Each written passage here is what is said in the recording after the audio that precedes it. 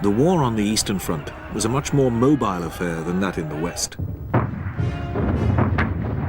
Advances and retreats were measured in tens of miles rather than hundreds of yards.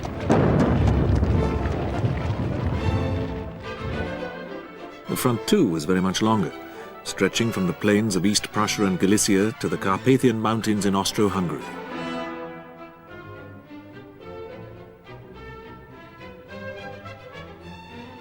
Three empires were primarily involved. Germany, only united as a nation for little more than 40 years, was led by the ambitious Kaiser Wilhelm II. His southern neighbor was the old Austro-Hungarian Empire, a shadow of what it had been a few centuries earlier, and with the elderly Emperor Franz Joseph at its head. Opposing them was the vast Russian Empire. It was ruled by the Tsar, the autocratic but weak-willed Nicholas II. As in the West, though, all the initial war plans largely failed. The large but cumbersome Russian armies had intended to strike in two directions from the vast Polish salient. In the north, they would trap and destroy the Germans in East Prussia before advancing on Berlin, while simultaneously trapping the Austrian armies in Galicia.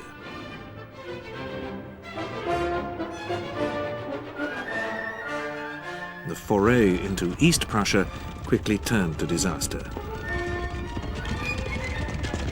The Germans destroyed one Russian army at Tannenberg at the end of August.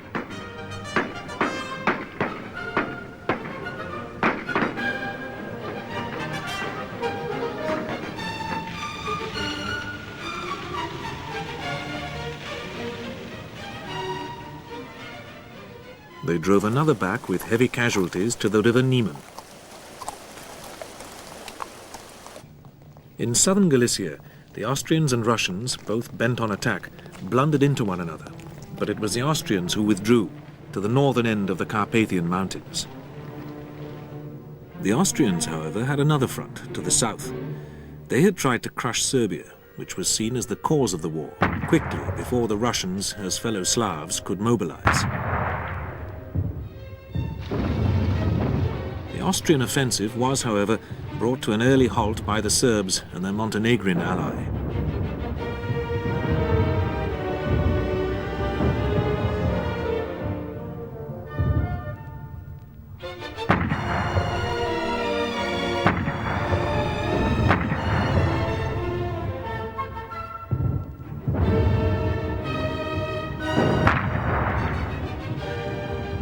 After an autumn of attack and counterattack, the Serbs eventually drove the Austrians back across the Danube before the year was out.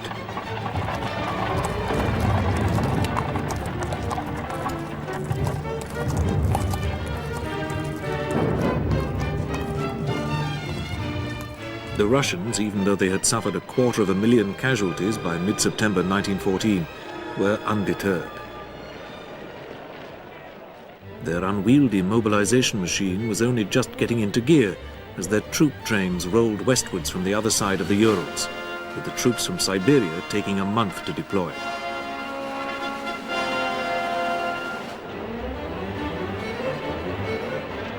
The Russian commander, the Grand Duke Nicholas, uncle of the Tsar, and seen here with him, encouraged by the French, now decided to strike at Silesia.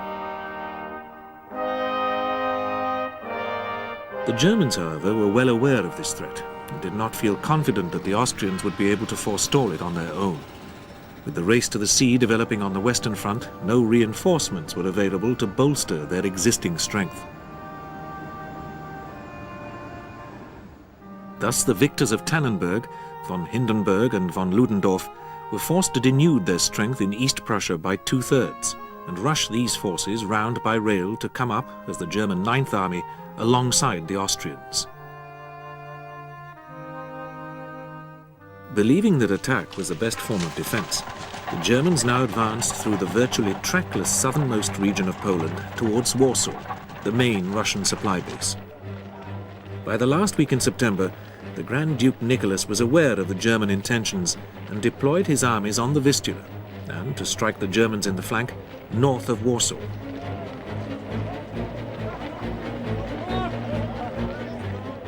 Crossing the Vistula on the 9th of October, the Germans closed on Warsaw.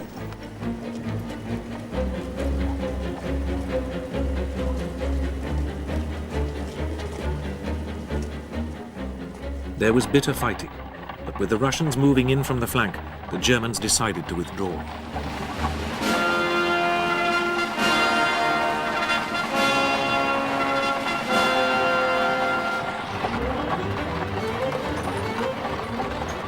The Russians had also advanced into East Prussia once more, but in spite of the weakness of the German defences, did not press home their advance with the enthusiasm they had shown in August, and soon came to a halt. In the meantime, the Austrians to the south had also attacked. Within 5 days, they had succeeded in relieving the fortress of Przemysl, but the defences on the River San proved too strong for a further advance eastwards.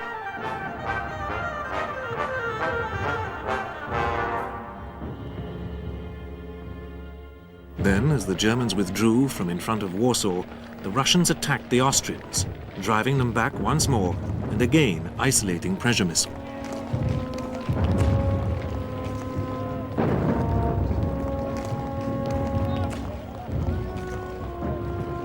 Flushed with their success, the Russians now resumed preparation for their thrust into Silesia. But, as before Tannenberg, poor radio security told the Germans the Russian plan.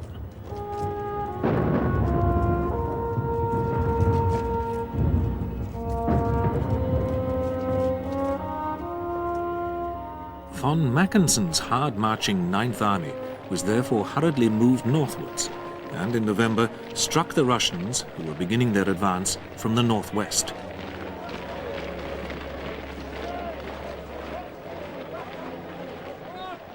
The Battle of Lodz, which followed, was one of desperate fighting by both sides, as each strove to trap the other.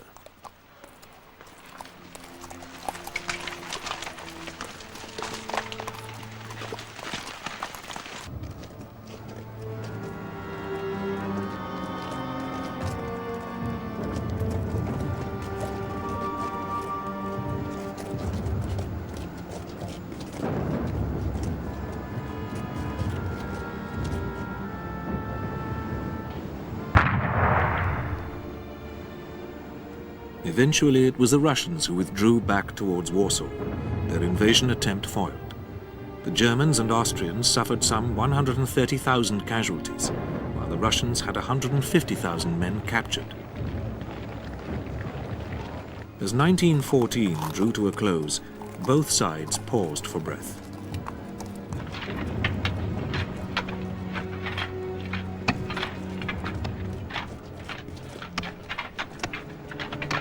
While it was clear that the Germans were superior to the Russians, who were now beginning to suffer a serious shortage of artillery and ammunition, the latter had certainly bested the Austrians.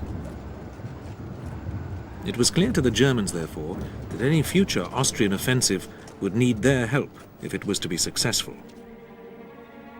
Von Falkenhayn, the German Chief of Staff, decided, in view of the failure to break through at Ypres on the Western Front in November 1914, to transfer troops to the east in order to seek a decision there.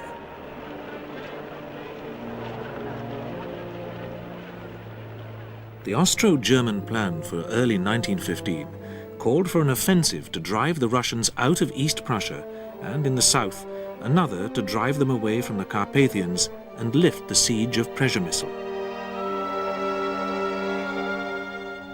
The Carpathian offensive opened in mid-January. It made little progress in the deep snow and was stopped after less than 2 weeks.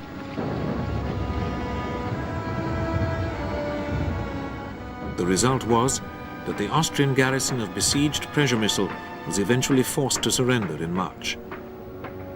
This released additional Russian forces, which were used to recover the little ground lost in the mountains.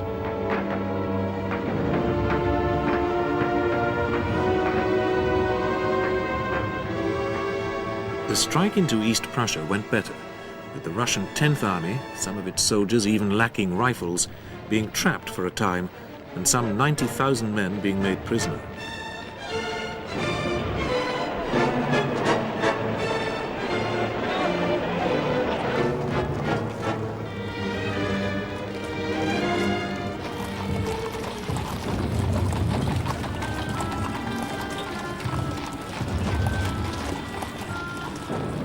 But the Russians displayed remarkable resilience, summoning up another army, which counterattacked, bringing the offensive to a halt.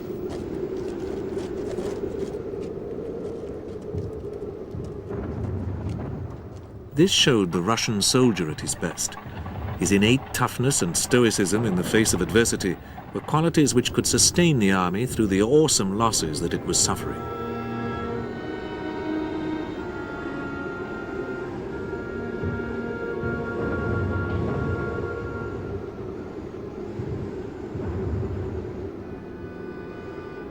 The Central Powers were now in a dilemma as to what to do next. Von Hindenburg wanted to strike once more from East Prussia, but the Austrian Chief of Staff, Konrad von Hertzendorf, argued that it was the southern flank of the Polish salient where the potential for decisive action remained. Von Falkenhayn, seen here on the extreme left, was the arbiter, and he came down in favor of the Austrian proposal, with von Hindenburg's plan being relegated to a mere subsidiary operation. He was fully supported by the Kaiser in this. While this exercise in bloody frustration had been played out, two other theatres of war had opened. After much German persuasion, Turkey, under her elderly Sultan, joined in the war, opening her hand with a naval foray in the Black Sea at the end of October 1914.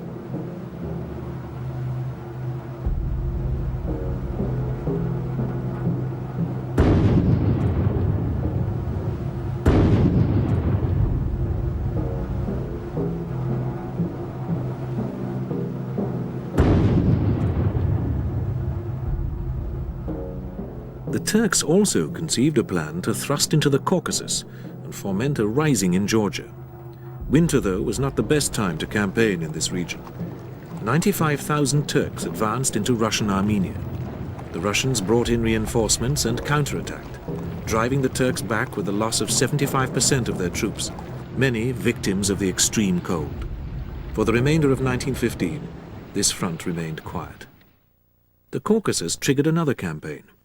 In early January, the Russians asked the Western Allies to do something to remove the Turkish threat to this region. The result was the Anglo-French expedition to the Dardanelles.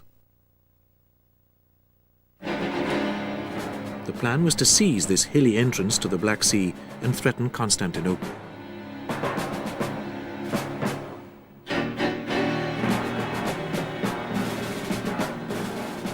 Initially, during February and March 1915, just warships were used to force a way through the Narrows and into the Black Sea, but they were eventually foiled by mines.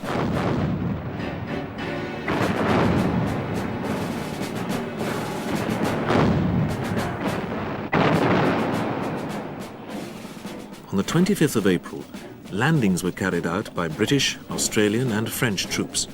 Losses were high, but they managed to secure a number of toeholds.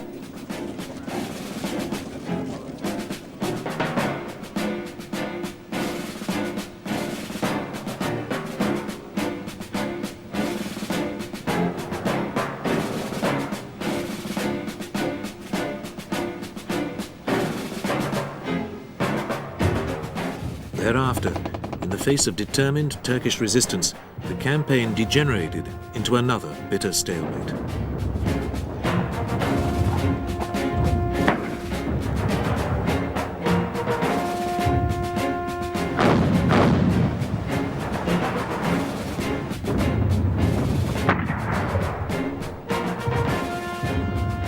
The The sacrifice made especially by the Australian and New Zealand troops on Gallipoli was later to be seen as the coming of age of their two countries.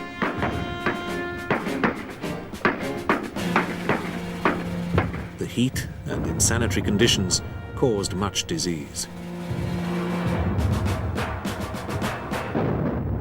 Even though more and more troops were sent out, the stalemate could not be broken.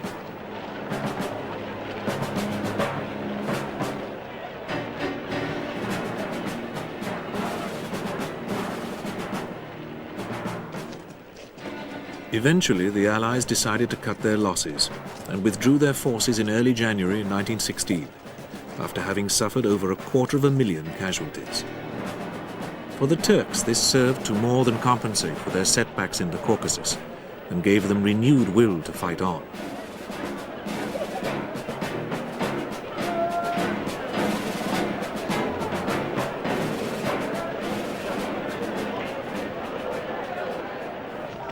May 1915 saw another nation enter the war, Italy. Bent on annexing the largely Italian-speaking South Tyrol, she declared war on Austria. Now began a long, grueling struggle in the mountains of northeast Italy, terrain only too favorable for the defense. This type of fighting demonstrated the importance of howitzers, with their very high angles of fire, so very necessary to engage mountain positions. Ski troops were used extensively by both sides. Here are Austrians on patrol.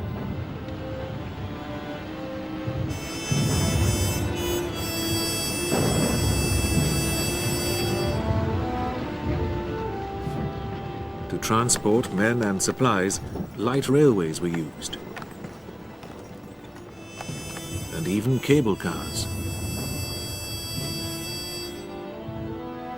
Often, specially designed mountain guns were carried up in pieces to the highest peaks in order to engage the enemy there.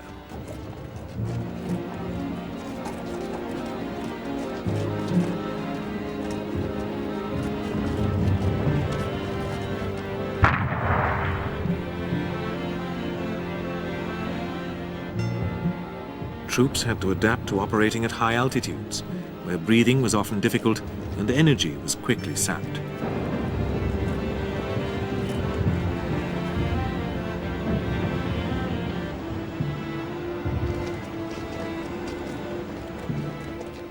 Nevertheless, the fighting was often intense.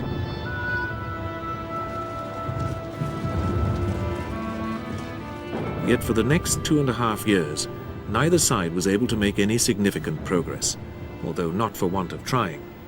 For the Germans, it meant that they would have to send further troops to help their Austrian ally. May 1915 also saw the opening of the Austro-German spring offensive against the Russians. 14 divisions attacked south of the river Vistula, between Gorlice and Tarnow, and immediately sent the Russians reeling back across the River San.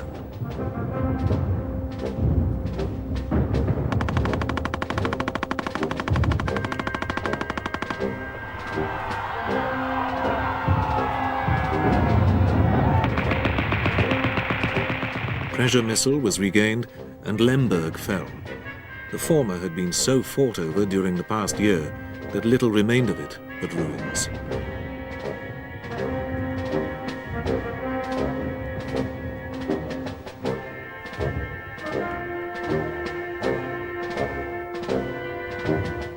It looked as though the Russians might finally crack, especially when in July von Hindenburg joined in from East Prussia. As the Russians withdrew eastwards, they destroyed all the bridges over the main rivers.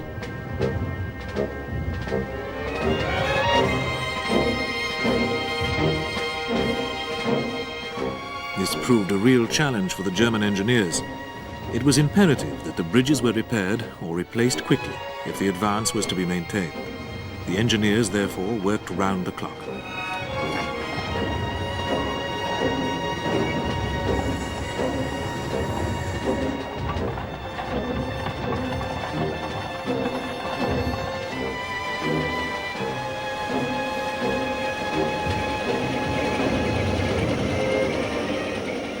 With the bridges completed, the advance was therefore able to continue.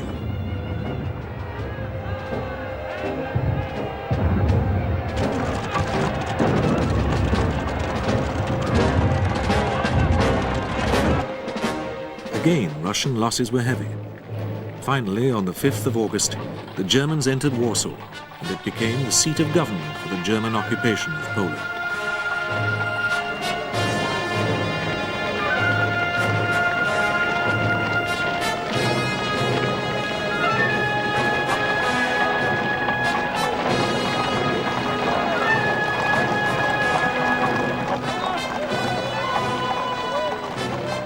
Yet in spite of their losses and the continuing German advance, the Russians remained resilient.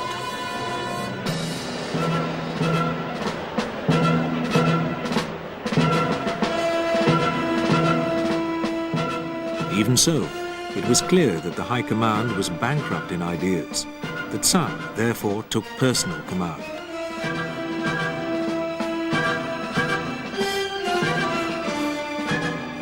He ordered a new and shorter defense line to be taken up.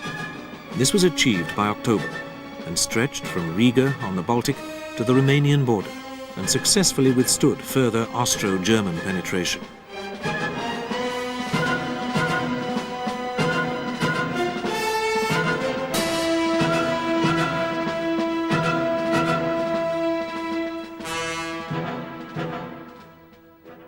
After the disastrous Austrian invasion of Serbia in 1914, the Balkans remained quiet for most of 1915. But in October, Bulgaria joined the Central Powers and, in conjunction with Austrian and German forces, struck at Serbia. This opportunist decision by the Bulgarian king, Ferdinand, seen here, was the straw that broke the back of Serbia. Faced with overwhelming superiority in numbers, the Serbs were forced into a retreat, and their country was overrun. The Austrians then turned on Montenegro and Albania, occupying both early in 1916.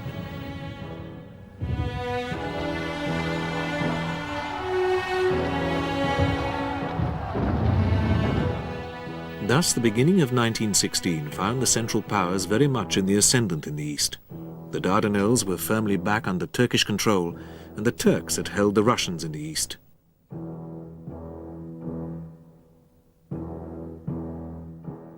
The Balkans too had been largely overrun, even though an Anglo-French force had been sent to Salonika in a vain attempt to help the Serbs. While this eventually brought Greece into the war, it was a significant diversion from the Western Front and was unable to do more than prevent the Bulgarians from advancing south. Not for nothing did the Germans later call Salonika their biggest concentration camp of the war. The Italians had butted their heads in vain against the Austrian defenses.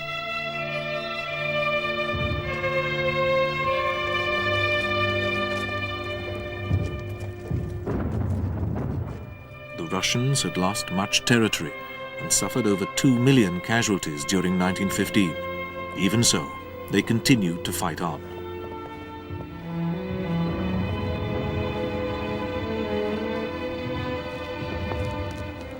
To restore Allied fortunes in 1916, attacks were called for by the French and British in the west, the Italians and the Russians.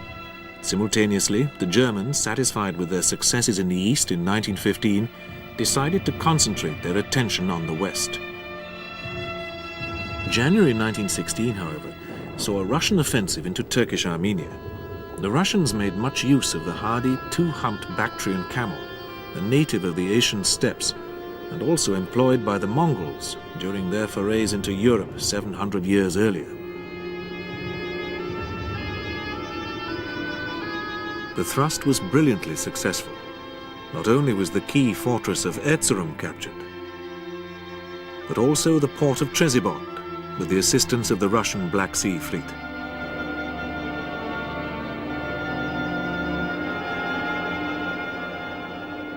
The Turks suffered further when they tried a counteroffensive, with only those formations which had fought in the Dardanelles performing with any credit. By the autumn, they had had enough and went back onto the defensive. A new Russian general, Alexei Brusilov, was put in charge of the main 1916 offensive. He recognized that one major advantage that the Central Powers enjoyed was a comprehensive rail network, which enabled them to deploy reserves quickly to any threatened point.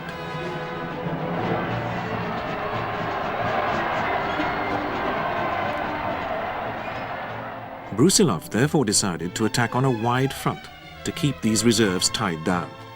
He chose, too, to strike at the Austrians rather than the Germans. Careful preparation included saps being dug to within 75 yards of the Austrian lines and the construction of huge dugouts to protect the reserves from artillery fire. By the end of May, all Russian preparations were complete. The only question was whether the long-suffering Russian army, and indeed the Russian people, had the will to sustain another offensive.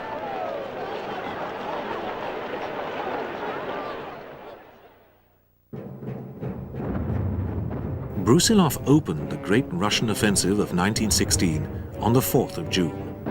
This was almost a month before the Anglo-French effort in the West.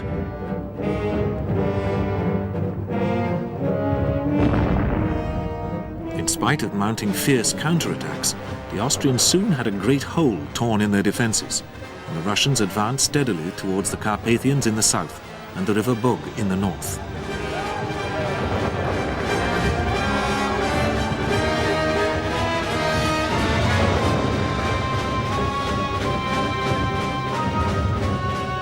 One of the main Austrian problems was that they had begun to run out of artillery shells.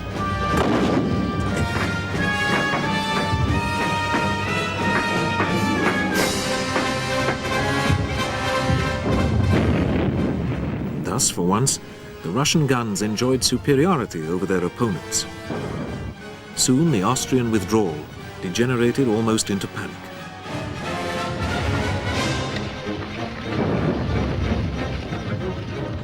Many were made prisoner, and it seemed as though the Austrian armies were on the verge of collapse.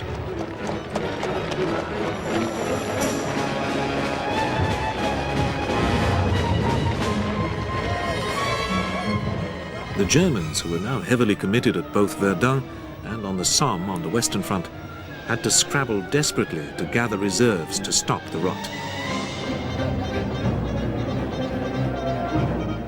Encouraged by Brusilov's success, Romania declared war on the Central Powers at the end of August, a fatal decision. While the Romanians were mobilized, the Russian offensive had slowed through lack of reserves and supplies. The Germans struck the northern flank of the Russian salient, and although they were held, Brusilov decided his position was now too vulnerable and withdrew to his original line. At the beginning of September, German, Austro-Hungarian and Bulgarian forces now turned on isolated Romania. She had an army of some 500,000 men. It was not badly equipped, but suffered from the poor quality of its officer corps, although the men were willing enough.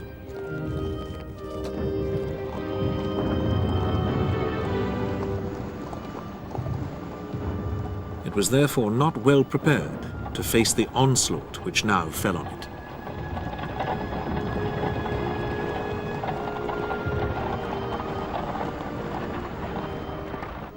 The Central Powers, with their more efficient communications and their battle-hardened troops, proved to be too strong.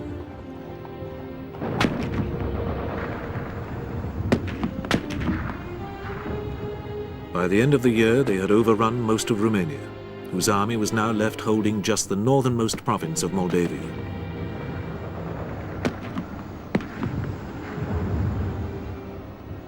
Only buttressing by Russia kept the Romanians in the war.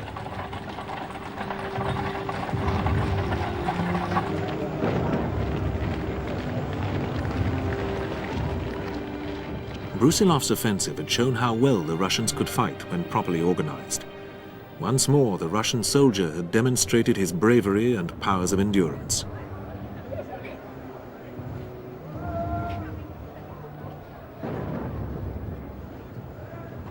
The rebuff that the Russians had suffered, however, when they were forced to withdraw, did have its effect on morale.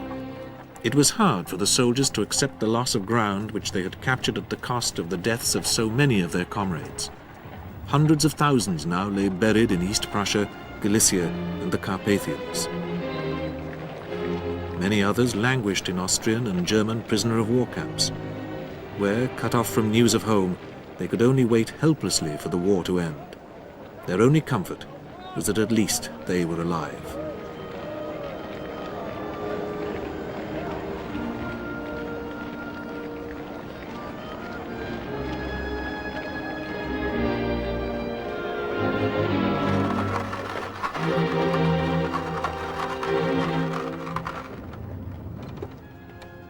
Vast numbers had been wounded.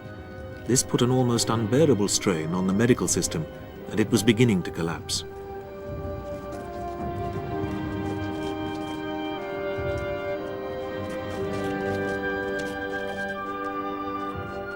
The Russian army was in danger of falling to pieces. Only careful nurturing could maintain it as a fighting force.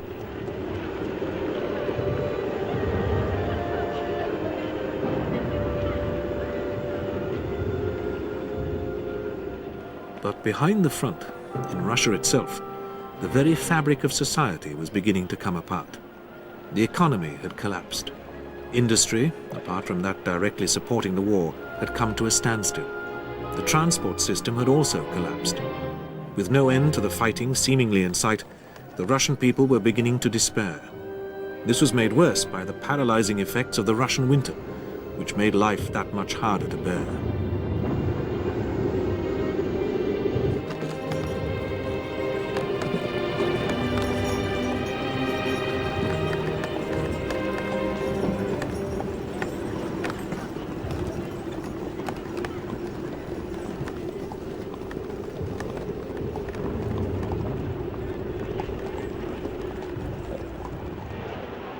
Agriculture was suffering from both loss of manpower and draft animals to the war effort, and food reserves were beginning to dry up.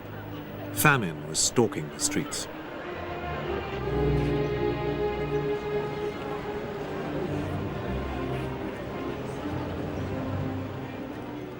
The result of all this was a growing number of strikes and increasing questioning over the conduct of the war. The Bolsheviks and other revolutionaries fanned the flames of this discontent through underground newspapers and leaflets. The Russian Navy especially provided fertile ground, since many months of relative inactivity in port had bred boredom and discontent. Indeed, in autumn 1916, there were mutinies in both the Baltic and Black Sea fleets. The Tsar and his immediate entourage became increasingly isolated. His own indecisiveness and weak will did not help.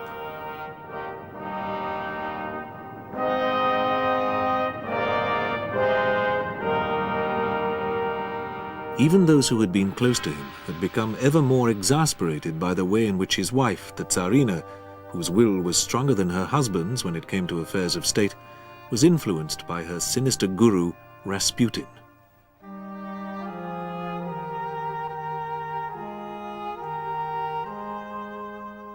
Worse, the Tsar and his clique answered the threat of revolution with even greater repression, and some of his closest followers even began to secretly negotiate with the Germans, in the belief that ending the war would remove this threat to the throne.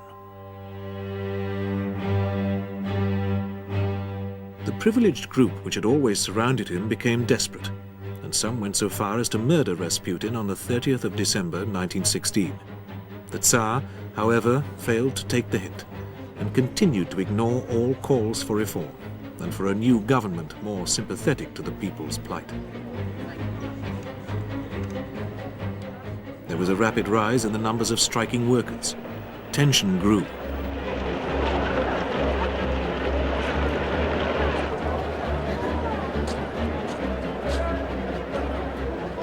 In early March, the Russian parliament, the Duma, met amid increasingly vociferous demonstrations. The Tsar, who had gone to his headquarters at the front, ordered the unrest to be quelled by force and for the Duma to be dissolved.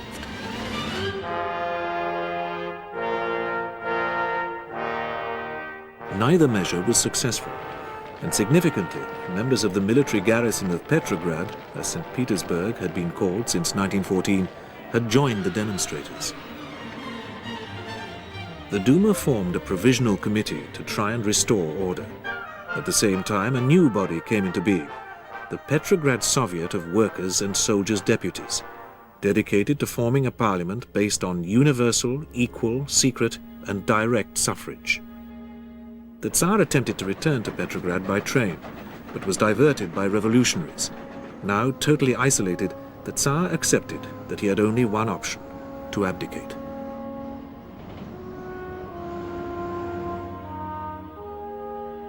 This he did on the 15th of March 1917.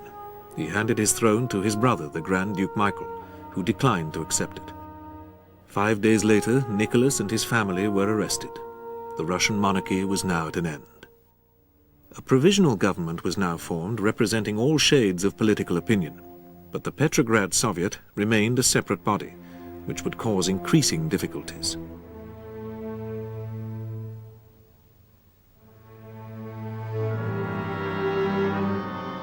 The government was loath to use force to put down the continuing unrest, preferring to use persuasion.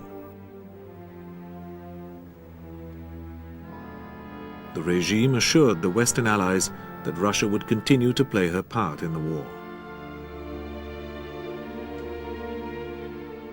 The Petrograd Soviet, however, called on all the warring nations to renounce all aggressive aims and make an early peace. Russia, too, could not continue the war without the active support of the army, which was being infiltrated by agitators.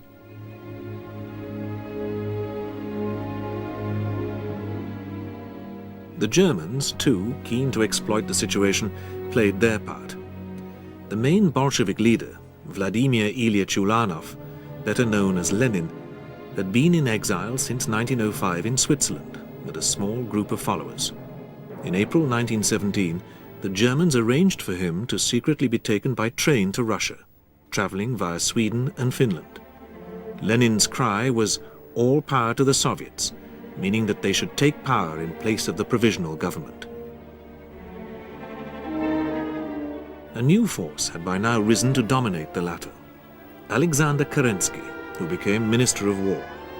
He set about ensuring the army's support, appointing commissars to the various headquarters to act as the link between the soldiers' committees which had been set up and the commanders.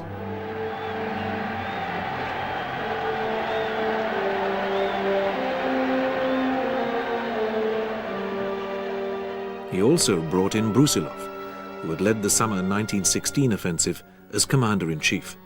The two of them planned another major offensive, using the less disaffected formations.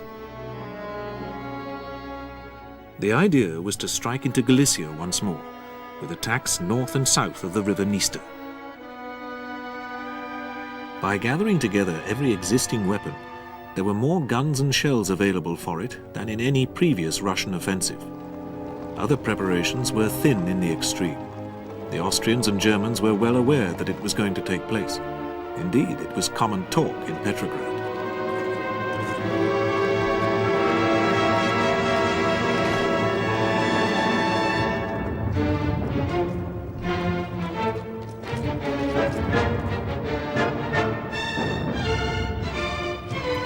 The offensive began on the 1st of July, after a 2-day bombardment. This was largely ineffective against well-prepared defenses. In sectors held by the Germans, the first line was thinly held, and so there was initial success. But when the Russians came up against the second line, they suffered.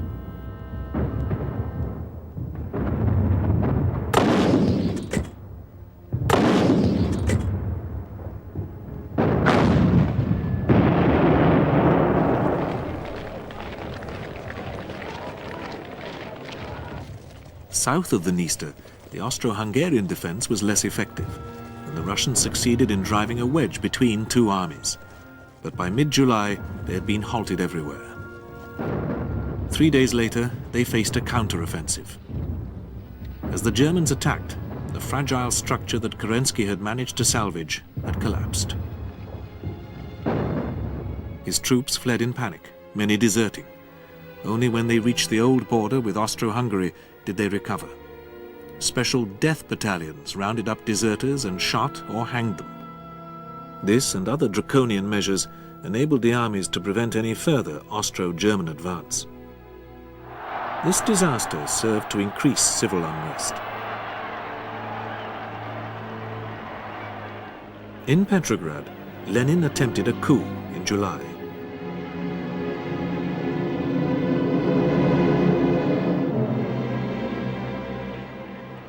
Kerensky was able to snuff it out with the help of some loyal troops hastily brought back from the front. Lenin was forced to go into hiding in Finland, while Kerensky now headed the provisional government. Even so, anarchy was beginning to engulf the country.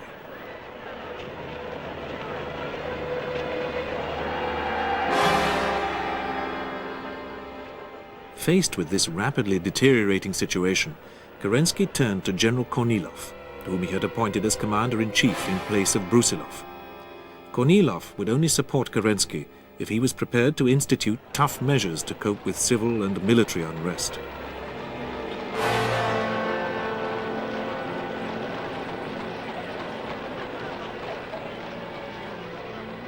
This, of course, would run counter to the democracy that the provisional government was pledged to further. While the cabinet deliberated, Kerensky was misinformed that Kornilov wanted the dissolution of the government and that all power should go to him. Kornilov was therefore arrested. This happened in September and meant that Kerensky now had lost the general support of the officer corps. In the meantime, in what was to be their final attack, the Germans captured Riga, Russia's second largest Baltic port. They used the stormtroop tactics that the Western Allies were to face in spring 1918.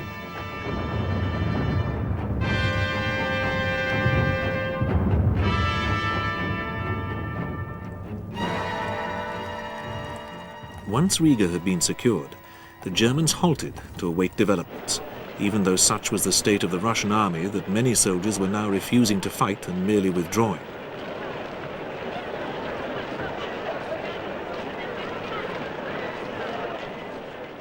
Lenin and his Bolsheviks were waiting in the wings and recognized that the growing isolation of the provisional government was creating a power vacuum, but it would be a few weeks before they were ready.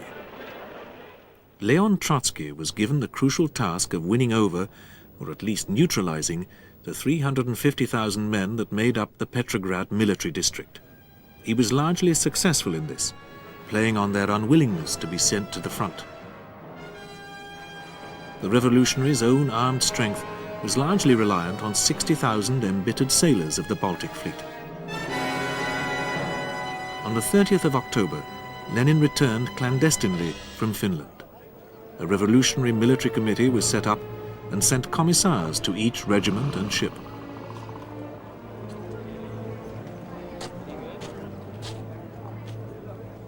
Not until the very eve of the revolution did the provisional government wake up to what was happening as the Bolshevik forces massed.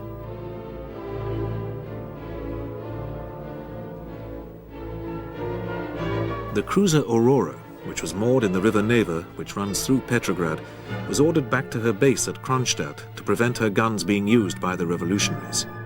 Both sides now raced to secure the bridges connecting the islands on which Petrograd was built. By the end of the 6th of November, it was the revolutionaries who had control of most of them. They also occupied the telegraph office and key railway stations. All was now set for the uprising to begin the following day.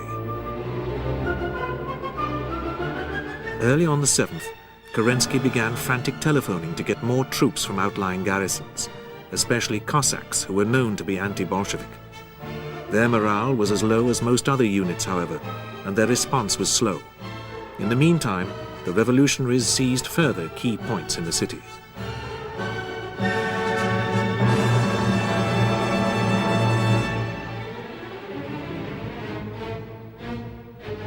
By mid-morning, Kerensky was desperate and decided to go by car to the headquarters of the northern armies to obtain loyal troops to crush the revolution. He left, leaving the provisional government in session in the Winter Palace, and never returned.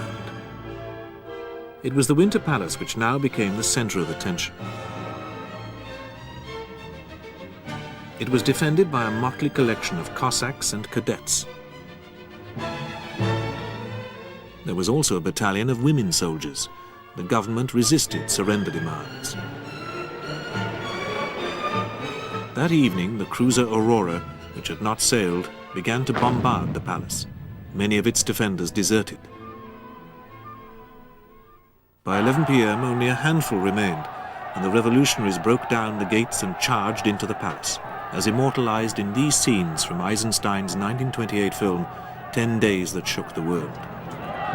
Searching room by room, they eventually came across the ministers of the provisional government and arrested them. The revolution had been victorious, and soon all symbols of the previous regime were being torn down.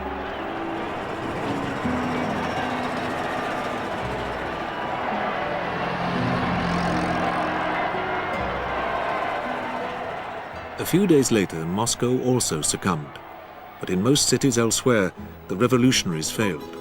It was going to take much fighting to bring the country under control. Meanwhile, Russia was still at war with the Central Powers.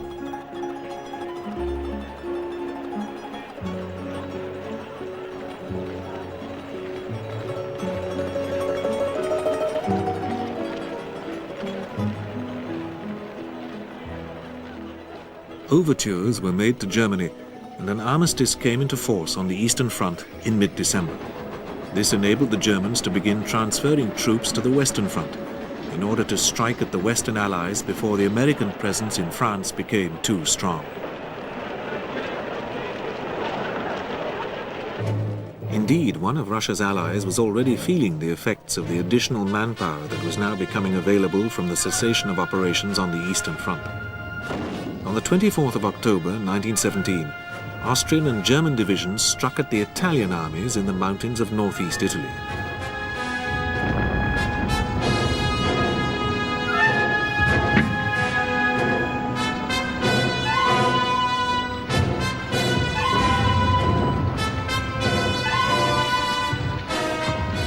The Italians had been under increasing strain from the heavy casualties they had suffered during their largely fruitless attacks of the past 2 years.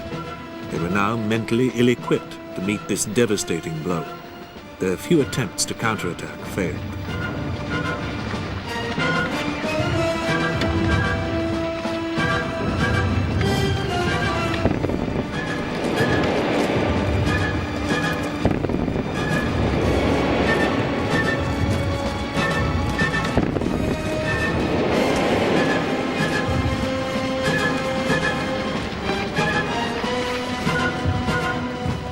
Soon the Austrians and Germans were through the main defences.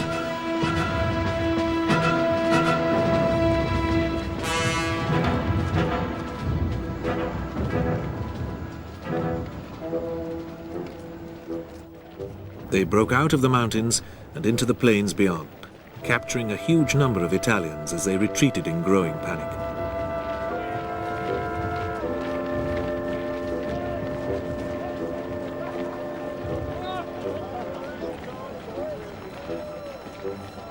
Not until they reached the river Piave, just 15 miles from Venice, were the Italians able to stabilize the situation.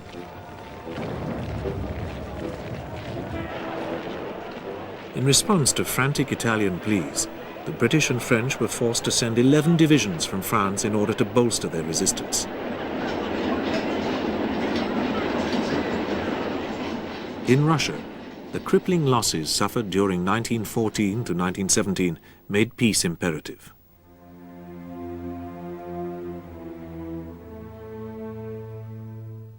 The Bolsheviks hoped to avoid any loss of territory, but they had to hand over Poland and the Baltic states and give part of the Caucasus to Turkey before the peace could be signed at Brest-Litovsk on the 3rd of March 1918.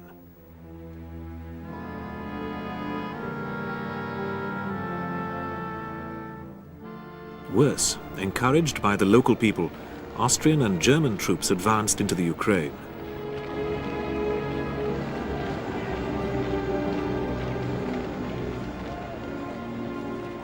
Known as Russia's breadbasket, this region pressed for independence from Petrograd, and indeed signed a separate peace treaty with the Central Powers, who soon occupied the whole of it. Romania was also forced to surrender. As the Russian forces withdrew, They were only too aware of the humiliation of the peace.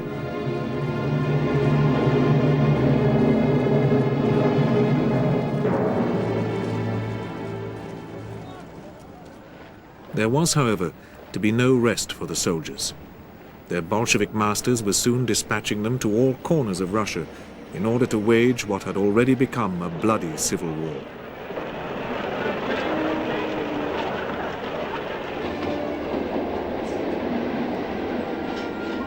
The Western Allies had made considerable effort to bolster Kerensky's government. The British and French now began to send supplies via the northern ports of Archangel and Murmansk in order to support anti-Bolshevik elements.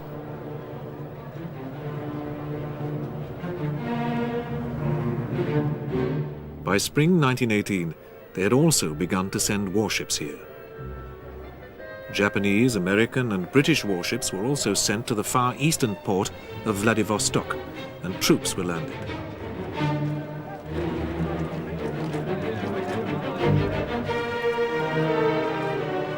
This was the beginning of the Allied intervention, which would add another dimension to the Russian Civil War.